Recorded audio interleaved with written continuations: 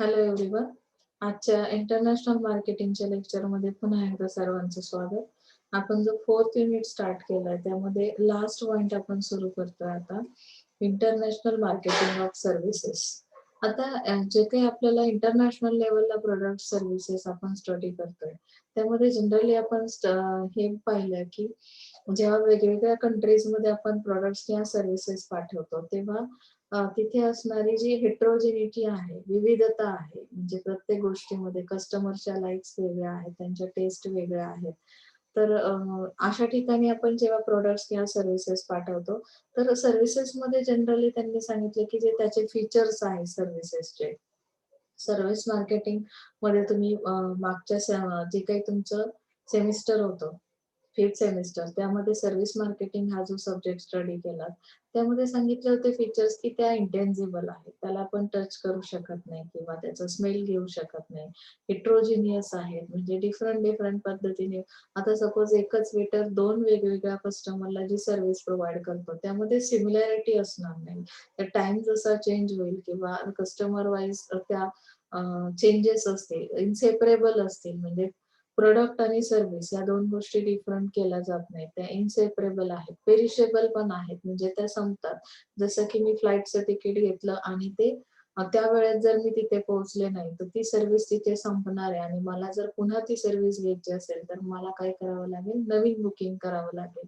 तसं इथे हे जे फीचर्स सर्व्हिसचे आहेत तर त्यामुळे हे तसं डिफिकल्ट आहे की इंटरनॅशनल लेवलला जेव्हा आपण सर्व्हिसेस काय करतो, प्रोव्हाइड करतो, तेव्हा त्या फॉरेन कंट्रीजमध्ये असणारे जे कस्टमर्स आहेत त्यांना आपल्याला ॲश्युरिटी देण्यासाठी किंवा त्याची क्वालिटी मेंटेन करण्यासाठी तसं डिफिकल्ट असणार आहे.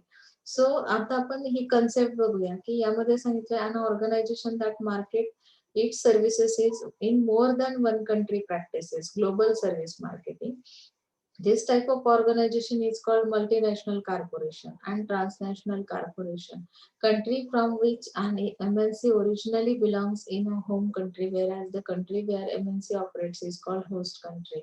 म्हणजे ऑपरेट जिथे केल्या जातात, एमएनसी काय करते किंवा टीएनसी काय करते की ज्या ओव्हरऑल अक्रॉस बाउंड्रीज कंट्रीज आहेत तिथे जेव्हा सर्व्हिसचं मार्केटिंग केलं जातं, ग्लोबल लेवलला सर्व्हिस मार्केटिंग केलं जातं, तर त्यामध्ये कुठल्या टाईपच्या ऑर्गनायझेशन आहेत, तर मल्टीनॅशनल कॉर्पोरेशन म्हणजे एमएनसी आहे, टीएनसी आहे. तर त्यांचे ऑपरेशन्स कसे होस्ट कंट्रीमध्ये केले जातात. MNC carry out marketing strategies and their implementation across national borders and global service marketing acts as a tool for growth and development of an organization.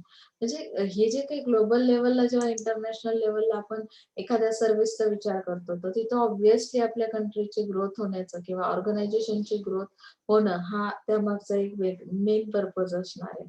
So global service marketing involves practising marketing activities.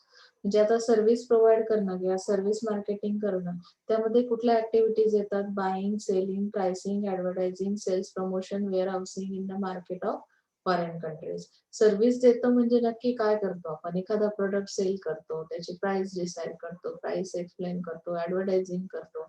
तर ह्या सगळ्या activities त्यामध्ये involve आहेत.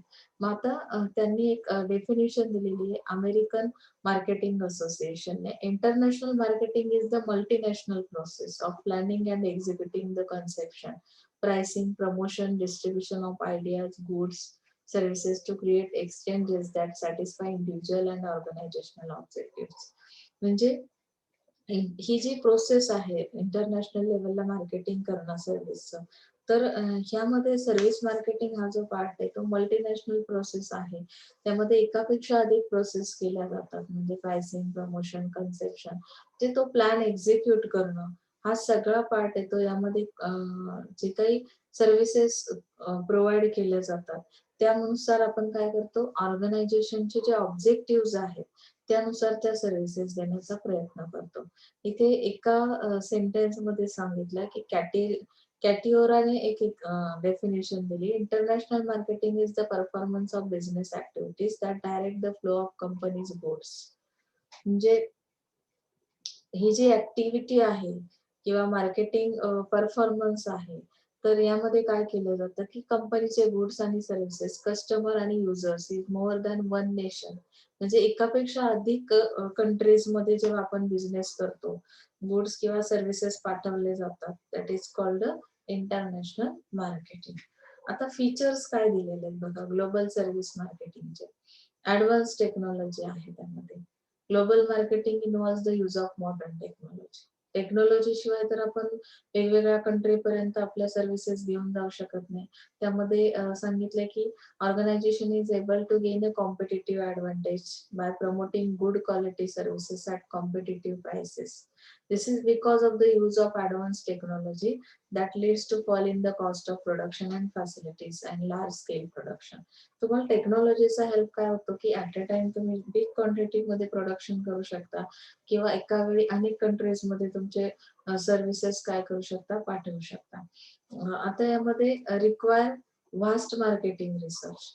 आता global service marketing जे आहे त्यामध्ये marketing research fast असणार आहे कारण डोमेस्टिक मार्केट पुरता जेव्हा तुम्हाला रिसर्च करायचा असतो तेव्हा तुम्हाला इझिली समजतं की इथल्या कस्टमरच्या आता फक्त होम कंट्रीचा स्टडी आहे तर ऑब्व्हियसली तुम्हाला तिथला कस्टमर माहिती असेल, त्याचा टाईप माहिती असेल, त्याचे टेस्ट माहिती असतील, त्याचा बिहेवियर.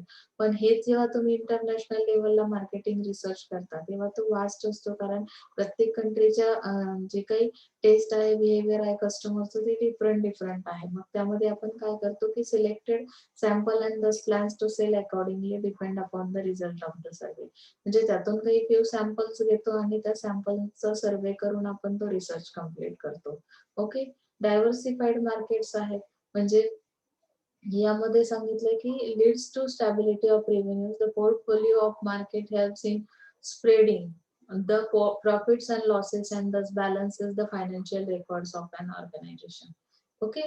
सो इथे फायनान्शियल रेकॉर्ड्स बॅलन्स करायचं आहे. डायव्हर्सिफाईड मार्केट आहे म्हणजे काय, हे डिफरंट मार्केट आहेत. ग्लोबल लेवलचा विचार करतो म्हणजे आपण डिफरंट मार्केट पर्यंत पोहोचण्याचा प्रयत्न करतो आणि तो जो पोर्टफोलिओ आहे त्यामध्ये प्रॉफिट आणि लॉस म्हणजे ह्या दोन्ही गोष्टी येतात. मग आपल्याला काय करायचंय की जर प्रॉफिट पाहिजे असेल तर आपल्याला फायनान्शियल बॅलन्स करावा लागेल आणि त्यानंतरच या डिफरंट मार्केटला आपण सॅटिस्फाय करू शकतो प्लस ऑर्गनायझेशन प्रॉफिट मध्ये जाऊ शकते. फ्लेक्झिबिलिटी मध्ये काय सांगितलंय की it refers to a feature of global service marketing which implies that the plans adopted by MNC are very flexible. Service marketed by MNC may become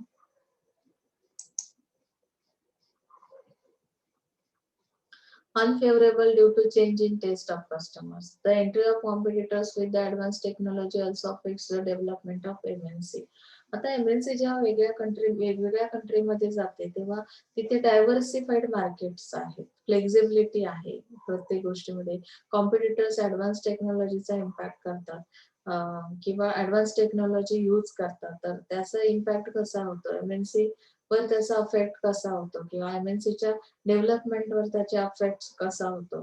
तर ह्या सगळ्या गोष्टी इथे तुम्हाला मेन्शन केलेल्या आहेत. आता याची गरज काय आहे, need of global service marketing. तर यामध्ये the development in transportation and communication हा facilitated the growth of global service marketing. Rise in standard of living म्हणजे आता स्टँडर्ड ऑफ लिव्हिंग आपलं काय झालंय की आपल्या ज्या नीड्स आहेत आपण काय करतो बाहेरचे प्रोडक्ट्स अडॉप्ट करतो आणि त्यामुळे आपल्या लाईफस्टाईलवर त्याचा खूप इम्पॅक्ट झालाय. स्टँडर्ड ऑफ लिव्हिंग आपलं हाय झालेलं आहे. क्वालिटी सर्व्हिसेस आपल्याला अपेक्षित आहेत ऍज अ कस्टमर म्हणून. तर मग ग्लोबल सर्व्हिस मार्केट काय करतं आपल्याला की superior technology and foreign investment to countries. म्हणजे तुम्हाला टेक्नॉलॉजी प्रोव्हाइड केली जाते. टेक्नॉलॉजीमुळे तुम्ही काय करता की फॉरेन इन्व्हेस्टमेंट करू शकता कंट्रीज, फॉरेन कंट्रीज मध्ये इन्व्हेस्टमेंट करू शकता. कॉस्ट मिनिमायझेशन केलं जातं. ग्लोबल सर्व्हिस मार्केटिंग मध्ये काय केलं जातं की implies that global service marketing enjoy cost benefit. Countries mostly indulge in imports when they are not able to produce services at lower cost, and thus they depend upon the countries where they can give the service at economical prices. Okay, so the growth of developing countries. Developing कंट्रीजची growth होते कारण की develop countries ज्या आहेत, आता developing आणि develop मध्ये काय फरक आहे, तर ज्या ऑलरेडी वेल डेव्हलप आहेत त्या कंट्रीजची टेक्नॉलॉजी आपण वापरू शकतो, रिसोर्सेस यूज करू शकतो. हे जे काही इंटरनॅशनल ग्लोबल लेवलचं जे मार्केटिंग आहे किंवा सर्व्हिस मार्केटिंग आहे. त्याचा फायदा काय होतो की आपण बाहेरचे प्रोडक्ट्स आपल्याकडे आणू शकतो किंवा आपले प्रोडक्ट्स तिकडे पाठवले जातात. जे आपली जी काही ग्रोथ आहे आपल्या कंट्रीची ती पॉसिबल आहे इकॉनॉमिक ग्रोथ या ग्लोबल सर्व्हिस मार्केटिंगमुळे. फुलफिलमेंट ऑफ इकॉनॉमिक नीड्स कशा पद्धतीने कम्प्लीट केल्या जातात, एक्सपोर्ट इम्पोर्टिंगमुळे त्या कम्प्लीट होतात. जी काही पॉप्युलेशन आहे आपल्याकडे, फास्ट इंडस्ट्रियलायझेशन केलं जातं.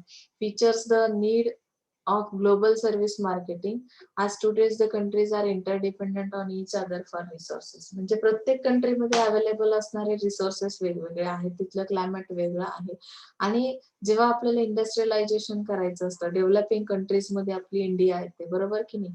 मग आपल्याकडे जी ऍडव्हान्स टेक्नॉलॉजी आलेली ती कुठून आली, डेव्हलप कंट्रीज मधून. त्यामुळे आपल्याकडे इंडस्ट्रियलायझेशन फास्ट होत आहे बरोबर ना. So drivers of global service marketing, त्याचे ड्रायव्हर्स कुठले आहेत, आता ऑर्गनायझेशन त्याचे स्पेसिफिक ड्रायव्हर्स कुठले दिलेले आहेत. There are various drivers that force organisation to enter global service market. म्हणजे अशा कुठल्या गोष्टी आहेत की ज्याच्यामुळे आपण ग्लोबल मार्केटमध्ये एंट्री करते organisation. So new service development cost involve large research and development cost incurred in inventing new service. Sometimes it happens that organization need to spend on year for researching, developing and testing service. That service last only for few months. Thus to cover the cost, organizations prefer to expand their markets by entering in global markets.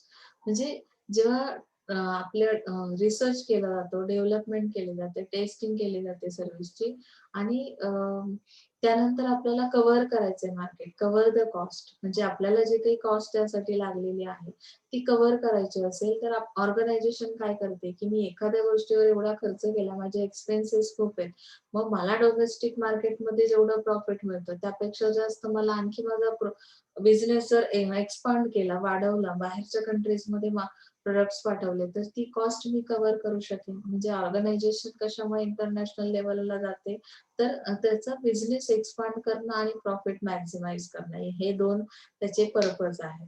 Chip labour आणि economies of scale हा पण benefit तुम्हाला मिळतो. Organisation of develop countries take advantage of cheap labour from developing countries. म्हणजे आपल्यासारखे जे developing countries आहेत इथून ते काय करतात की कमी दरामध्ये लेबर अवेलेबल करतात ज्या काही डेव्हलप कंट्रीज आहेत त्या, आणि त्यामुळे ऑब्विसली त्यांना इकॉनॉमीज ऑफ स्केल जे आहे ते अचीव्ह करता येतं.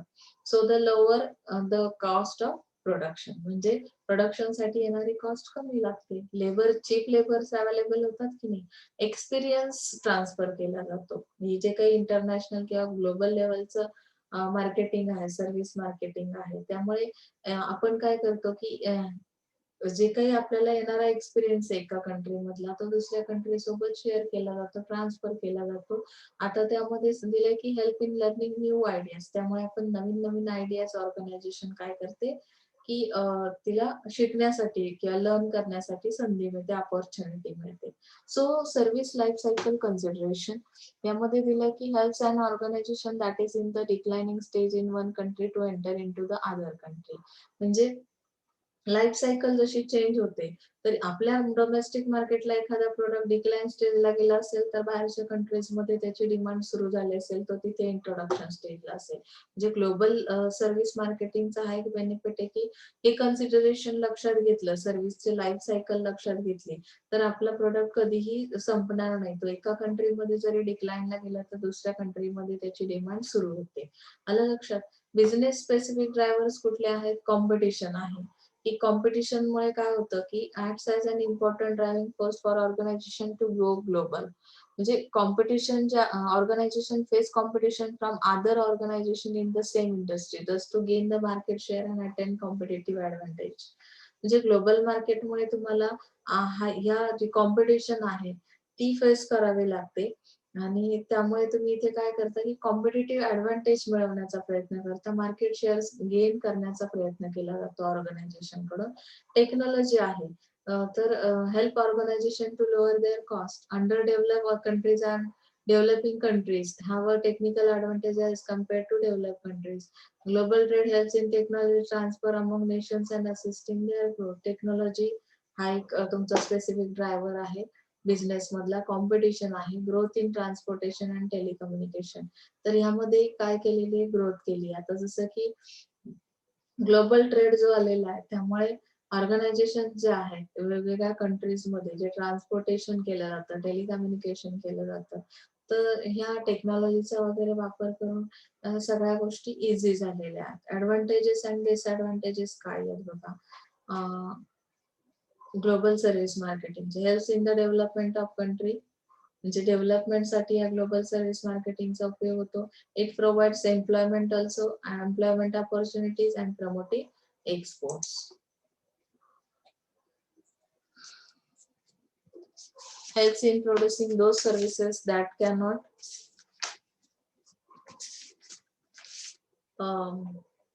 be produced within the home country due to lack of resources. म्हणजे आपल्या इथे ज्या काही गोष्टी रिसोर्सेस अवेलेबल नाही ज्यामुळे आपण ते प्रोडक्शन करू शकत नाही तर त्या गोष्टी आपल्याला ह्या ज्या ग्लोबल सर्व्हिस मार्केटिंग आहे त्यामुळे अवेलेबल करता येतात. फॉरेन प्रोडक्ट्स अवेलेबल करता येतात.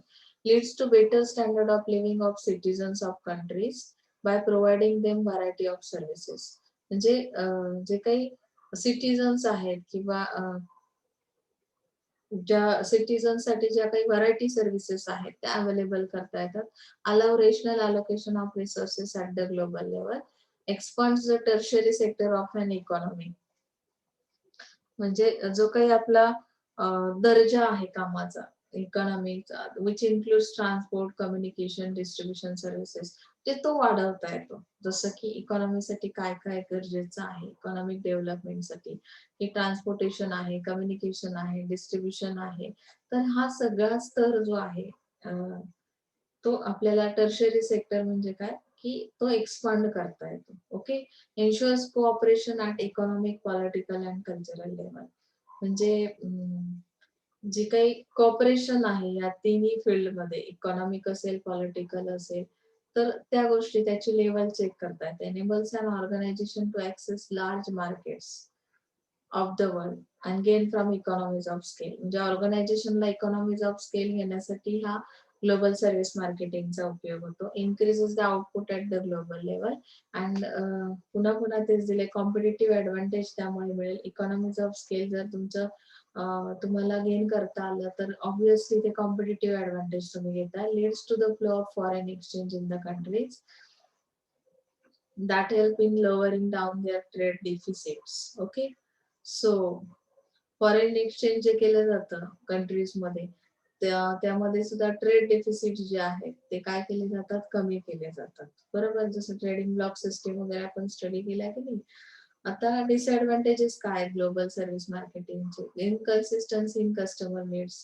जे व्हेरिएशन्स आहेत कस्टमरचे डिमांड्स जे आहेत त्या व्हरायटी डिमांड्स आहेत. Inconsistency in customer response.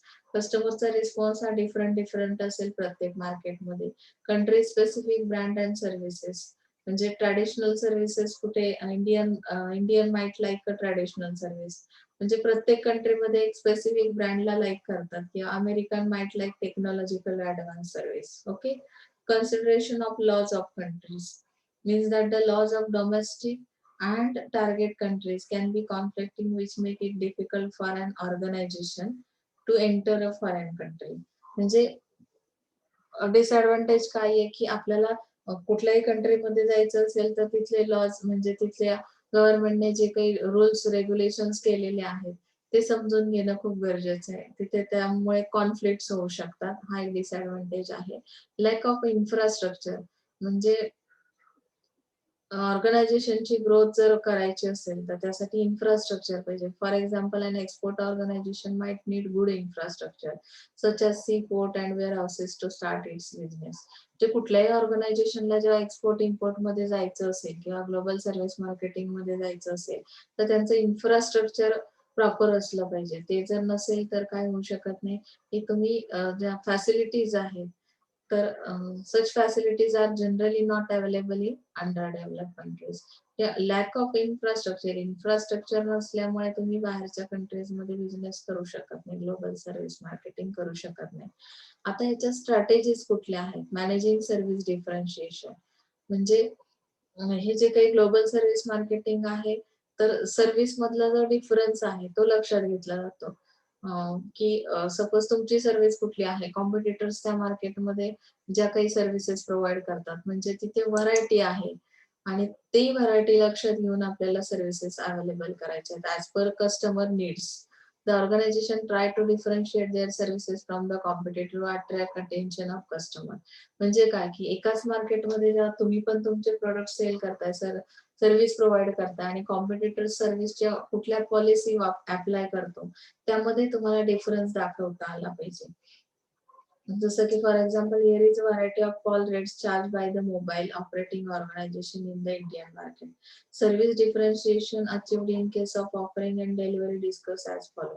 जे ऑफर्स कुठले आहेत, डिलिव्हरी कशा पद्धतीने दिली जाते, तर इथे एक्झाम्पल दिले ऑफरिंग मध्ये. Offering are online information and order placement of services. And delivery कशी दिली जाते. For example, Dell makes a fast and accurate delivery of computer customers. Okay. Managing service quality. आता सर्व्हिस क्वालिटी कशी manage केली जाते, ही strategy आहे. तुम्हाला quality manage करता आली तर सपोज तुम्ही कस्टमरच्या नीड्स कम्प्लीट करू शकता. किंवा यामध्ये सांगितलंय की manner in which customers are treated and quality counselling provided to customer to manage the quality of service. Managing service productivity यामध्ये काय केलं जातं, employees increasing the efficiency of services by training current employees and utilising technology.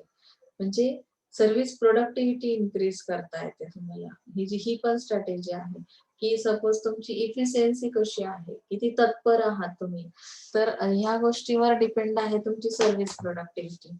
मग तुमचे जे employees आहेत त्यांना काय केलं जातं, ट्रेन केलं जातं. तुमच्याकडे जी टेक्नॉलॉजी आहे आणि टेक्नॉलॉजीचं नॉलेज त्यांना दिलं की ऑटोमॅटिकली सर्व्हिस प्रोडक्टिव्हिटी मॅनेज करता येते. सर्व्हिस कल्चर म्हणजे काय आहे बघा.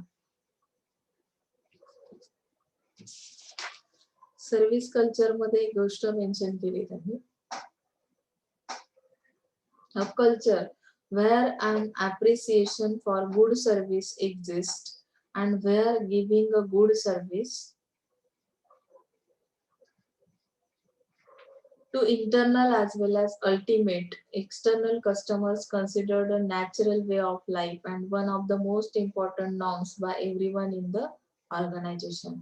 Service culture of every organization differ from one another depending on the policies. Service culture different कसं आहे की प्रत्येक ऑर्गनायझेशन कशी आहे की तिच्या पॉलिसीज कशा आहेत त्यावर डिपेंड करतं ते सर्व्हिस कल्चर. त्यामुळे प्रत्येक ऑर्गनायझेशनचं सर्व्हिस कल्चर हे different आहे. And producers organization culture is different in each organization and consists of its values, beliefs, norms and rituals. Okay. Following points explain service cultures. आता सर्व्हिस कल्चर कशा पद्धतीने explain केल्या बघू शकता तुम्ही. कॉमन सर्व्हिस लँग्वेज म्हणजे जे काही सर्व्हिस मॅनेजर्स आहेत, refers to the language generally used by a service manager in all parts of the organization. A common service language enables an organization to provide high quality services smoothly. म्हणजे काय की ज्या organisation आहेत त्या common language service language use करतात, ज्यामुळे काय होतं की हाय क्वालिटी सर्व्हिसेस तुम्ही प्रोव्हाइड करू शकता. आपल्याला सर्व्हिस कल्चर स्टडी करायचंय, त्यामध्ये एंगेजिंग सर्व्हिस विजन, सॉरी बरोबर, engaging service vision encourages employees to make a best efforts for providing high quality services to customers. High quality services किंवा provide केल्या जातात की एम्प्लॉईजचे एफर्ट्स खूप असतात यामध्ये, की ज्या पद्धतीने एम्प्लॉईज एफर्ट्स घेतात त्यामुळे क्वालिटी सर्व्हिस तुम्ही काय करू शकता, प्रोव्हाइड करू शकता. हे एक सेकंड पार्ट दिला सर्व्हिस कल्चरचा. पुढचा तुमचा पार्ट आहे service orientation, refers to motivating new employees of an organization. म्हणजे नवीन नवीन जे एम्प्लॉईज आहेत तर त्यांना ऑर्गनायझेशन मध्ये काय केलं जातं, मोटिवेट केलं जातं. आता एम्प्लॉईजला मोटिवेशन कसं दिलं जातं, मग त्यांना जसं आपण म्हणू शकतो की काही इन्सेंटिव्ह दिले जातात की मोटिवेशन साठी तुम्हाला जसं इन्क्रिमेंट्स वगैरे, प्रमोशन्स देणं, रिवॉर्डिंग सिस्टीम, ह्या ज्या गोष्टी आहेत it involves welcoming and inspiring new employees to contribute to the service culture. म्हणजे ज्या काही क्वालिटी सर्व्हिस तुम्हाला प्रोव्हाइड करायच्या आहेत ऑर्गनायझेशनच्या थ्रू, तर त्यासाठी तुमचा एम्प्लॉई रिस्पॉन्सिबल असतो. एम्प्लॉईला तुम्ही एकदा प्रॉपर मोटिवेट केलं की ते बरोबर सर्व्हिस कल्चर त्यांना कळतं आणि त्या पद्धतीने ते सर्व्हिसेस मार्केटमध्ये प्रोव्हाइड करतात. सर्व्हिस कम्युनिकेशन हा जो पार्ट आहे, informs and educates employees of the entire organization. म्हणजे एम्प्लॉईला कम्युनिकेशन कसं करणार आहेत त्यांचे employee. It provides managers with relevant service information, timely customer feedback. म्हणजे सर्व्हिसची इन्फॉर्मेशन त्या एम्प्लॉईज कडे असली पाहिजे, फीडबॅक असला पाहिजे कस्टमरचा, आणि करंट चॅलेंजेस अँड ऑब्जेक्टिव्ह ह्या गोष्टींची माहिती असली पाहिजे. म्हणजे सध्या ऑर्गनायझेशन कुठल्या टाईपचे चॅलेंजेस किंवा कुठल्या टाईपचे ऑब्जेक्टिव्ह आहेत ऑर्गनायझेशनचे, तर ह्या गोष्टी संदर्भात नॉलेज तुमच्या एम्प्लॉईजला असणं खूप गरजेचं आहे. जे सर्व्हिस कम्युनिकेशन ते करू शकतात. म्हणजे बाहेरच्या कस्टमरने एखादा क्वेश्चन विचारला तुम्हाला ऍज अन एम्प्लॉई की तुमच्या ऑर्गनायझेशनचे नक्की काय प्लॅन्स आहेत, काय पॉलिसीज आहेत, ऑब्जेक्टिव्ह काय आहेत, तुम्ही हे सगळं जे करताय, तर रिलेव्हंट सर्व्हिस इन्फॉर्मेशन तुमच्याकडे असेल तर कदाचित ते तुमच्यावर ट्रस्ट करतील, लॉयल्टी त्यांची असेल. Service recognition and reward motivates the employees to celebrate the improvements in service. जसं की इम्प्रुव्हमेंट करायची सर्व्हिस मध्ये, मग काय केलं जातं की एम्प्लॉईजला काय केलं जातं, मोटिवेट तर केलंच जातं, प्लस त्यांना सेलिब्रेशन्स मध्ये काय केलं जातं की प्राइजेस काही दिले जातात, incentive, praise and promotions also. Okay. आता voice of the customer refers to the customer. आपण सर्व्हिस कल्चर स्टडी करतो हे अजिबात विसरता कामा नये तुम्ही, की व्हॉइस ऑफ द कस्टमर मध्ये काय, तर refers to the customers response in the form of comments. म्हणजे जे काही कस्टमरचा रिस्पॉन्स आहे, आता व्हॉइस ऑफ द कस्टमर म्हणजे ऍक्च्युअली कस्टमरचा फीडबॅक आपण बघतोय की त्यांच्या कमेंट्स कशा येत आहेत, त्यांचा रिस्पॉन्स कसा आहे, कॉम्प्लिमेंट्स काय आहेत तुमच्या सर्व्हिस बद्दल किंवा कंप्लेंट्स काय आहेत, त्याचा विचार केला जातो सर्व्हिस कल्चर मध्ये. Service improvement process refers to the continuous service improvement. It involves the activities such as engaging employees in workshops, contests, suggestion programs to educate, motivate and empower employees. Okay. म्हणजे आता suppose मला improvement करायची माझ्या service process मध्ये, तर मी काय करेन की वर्कशॉपच्या थ्रू त्यांना नॉलेज प्रोव्हाइड करण्याचा प्रयत्न केला जाईल. काही सजेशन्स दिले जातील, म्हणजे त्या सजेशन्स कसे दिले जातील, काही प्रोग्राम्स अरेंज केले जातील, मोटिवेशन त्यांना दिलं जाईल आणि अशा पद्धतीने मी सर्व्हिस कल्चर इम्प्रूव्ह करेन. Service recovery management. आता रिकव्हरी मध्ये काय पार्ट येतो बघा. Employees taking action when service delivered by an organisation goes wrong. Service जर चुकीच्या पद्धतीने गेली, काही सर्व्हिसेस मध्ये बाय डिफॉल्ट होतात आणि मग त्यामुळे कस्टमरच्या माइंडमध्ये मिसअंडरस्टँडिंग होतं, नेक्स्ट टाइम तो परचेसिंग करत नाही. तर अशा केसमध्ये आपल्याला सर्व्हिस रिकव्हरी करणं हा पण पार्ट येतो सर मॅनेजमेंट मध्ये. मग त्यासाठी तुम्ही कुठल्या प्रॉपर टेकिंग म्हणजे ऍक्शन्स कुठल्या घेतलेल्या आहेत. नाही तर कधी कधी असं होतं की आपण ती सर्व्हिस जर रॉंग असेल तर आपण काही कंप्लेंट दिली तर समोरचा आपल्याला अजिबात चांगला रिस्पॉन्स देत नाही आणि कस्टमर म्हणून ते आपल्याला वेड्यात काढतात. अशा वेळेस आपण पुन्हा ती सर्व्हिस घ्यायला जात नाही. म्हणून ती सर्व्हिस रिकव्हरी करता आली पाहिजे सर्व्हिस कल्चर मध्ये. त्यानंतर सर्व्हिस बेंचमार्किंग आहे. बेंचमार्किंग करणं म्हणजे काय, की जे स्टँडर्ड आहे ते मेंटेन करणं. जे स्टँडर्ड तुम्ही ठरवलेलं आहे, प्रीसेट स्टँडर्ड, त्याच्याशी मॅच केली जाते सर्व्हिस, ऍक्च्युअल सर्व्हिस, आणि त्यावरून ठरवतात की तुमचा परफॉर्मन्स कसा आहे सर्व्हिसचा. ओके. सर्व्हिस रोल मॉडेलिंग कसं आहे, provides consistent superior services to customers. म्हणजे कुठल्या सर्व्हिसेस सुपेरियर आहेत, everyone in the organisation should be a service role model. म्हणजे तुम्ही रोल मॉडेलच्या रोल मध्ये असलं पाहिजे. तुमची जी सर्व्हिस आहे तर लोकांनी तुम्हाला फॉलो केलं पाहिजे. तुमचे जे कॉम्पिटिटर्स आहेत किंवा अदर जे कोणी पार्टनर्स आहेत त्यांनी तुमची सर्व्हिसला फॉलो केलं पाहिजे. म्हणजे तुम्ही एक सर्व्हिस रोल मॉडेल म्हणून असलात तर तुमचं कल्चर, सर्व्हिस कल्चर बेस्ट असणार आहे. म्हणजे अशा पद्धतीने आपण हा जो शेवटचा लास्ट युनिट होता तो इंटरनॅशनल मार्केटिंगचा संपवलाय आज. त्यामध्ये फार काही विशेष नव्हतं. जे काही आपण नेहमीच बघितलं, की जे 3 युनिट होतात त्याचा जो सारांश असतो तो 4th युनिटमध्ये असतो. ओव्हरऑल आपल्याला स्टडी दिलेला असतो. इथे जे काही क्वेशनरी दिलेली, ती क्वेशनरी तुम्ही सॉल्व्ह करायची. Otherwise point two point as per syllabus तुम्ही नोट्स काढल्यात तरी सुद्धा चालतील. म्हणजे अशा पद्धतीने आपण एक तुमचा मार्केटिंगचा जो सब्जेक्ट आहे, इंटरनॅशनल मार्केटिंग, तो आज संपवलाय. पुढच्या लेक्चरपासून आपण रिटेल मॅनेजमेंट हा जो तुमचा दुसरा मार्केटिंगचा सब्जेक्ट आहे, तो स्टार्ट करतोय. तर यामध्ये काही अडचण असेल तर प्लीज मला सांगायचंय आणि तुम्ही नोट्स काढायला सुरुवात करायची. काही शंका असतील तर मला पर्सनल WhatsAppवर कॉन्टॅक्ट करा आणि किंवा फोन कॉल्स केले तरी सुद्धा चालतील. दुसऱ्या विषयाला आपण लवकरच सुरुवात करतोय. उद्याच्या लेक्चरला आपला रिटेल मॅनेजमेंट स्टार्ट होईल. So thank you so much.